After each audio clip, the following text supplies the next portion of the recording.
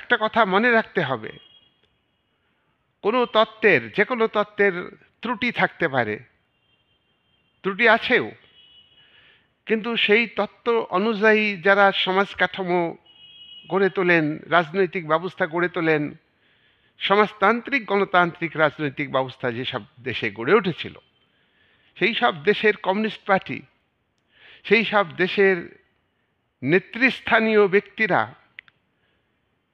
সুবিধাবাদী, তারা সঠিকভাবে মার্ক্সবাদ লেনিনবাদকে মেনে চলতে পারেননি। পাশাপাশি বিশ্বে বুর্জোয়া শিবির, বুর্জোয়া গণতান্ত্রিক শিবির, তারা সমাজতান্ত্রিক ব্যবস্থাকে ধ্বংস করবার জন্যে, পতন ঘটানোর জন্যে তারা কিন্তু পতনের প্রক্রিয়ার উদ্যোগ গ্রহণ করে, তারা সেটা সফল হয়েছে। বাইরে থেকে সমাজতান্ত্রিক ভাঙার প্রচেষ্টা হবে, এটা খুব স্বাভাবিক। তার কারণ হলো পুঁজিবাদ আর সমাজতন্ত্রবাদ কিন্তু এক নয়। যাই হোক, আমরা আলোচনার স্বার্থে আমরা অবগত হব যে সমাজতান্ত্রিক গণতন্ত্রটা কি। এই সমাজতান্ত্রিক গণতন্ত্র কি, এটা আলোচনা করলে আমরা বুঝতে পারবো যে উদারনৈতিক গণতন্ত্র ভালো না সমাজতান্ত্রিক গণতন্ত্র ভালো। সমাজতান্ত্রিক গণতন্ত্র ফেলিওর হয়েছে, ব্যর্থ হয়েছে পৃথিবীতে। পূর্ব জার্মানিতে সমাজতন্ত্র ছিল, পূর্ব জার্মানিতে অর্থনৈতিক সংকট দেখা দিয়েছে, সেই সংকটের কারণে, এবং সেখানে মার্কিন যুক্তরাষ্ট্রের একটা ভূমিকা ছিল।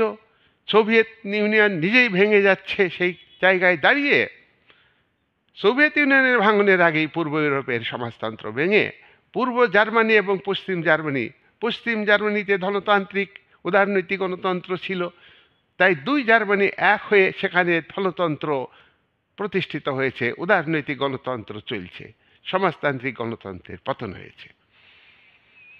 যাই হোক, এই যে সমাজতান্ত্রিক গণতন্ত্র, এটা বুর্জোয়া রাষ্ট্র কাঠামো, যেটাকে আমরা উদারনৈতিক গণতান্ত্রিক রাষ্ট্র কাঠামো বলি, উদারনৈতিক তত্ত্ব অনুযায়ী উদারনৈতিক রাজনৈতিক ব্যবস্থা এইটা, এবং অন্যদিকে কমিউনিজম বলি, সাম্যবাদ প্রতিষ্ঠিত হয়নি, হবে, এটা মার্ক্সীয় ব্যাখ্যাতে উল্লেখ আছে।